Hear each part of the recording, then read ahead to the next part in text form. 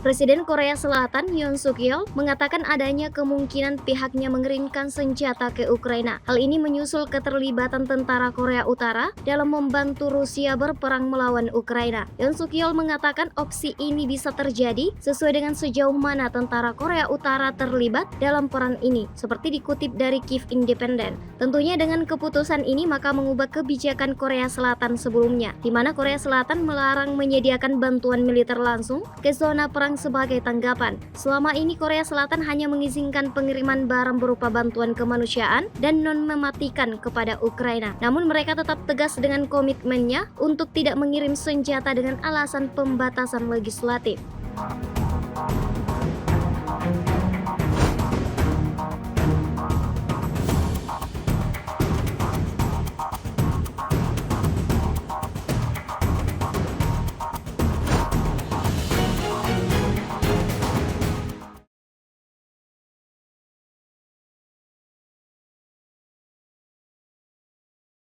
Download Tribun X sekarang, menghadirkan lokal menjadi Indonesia.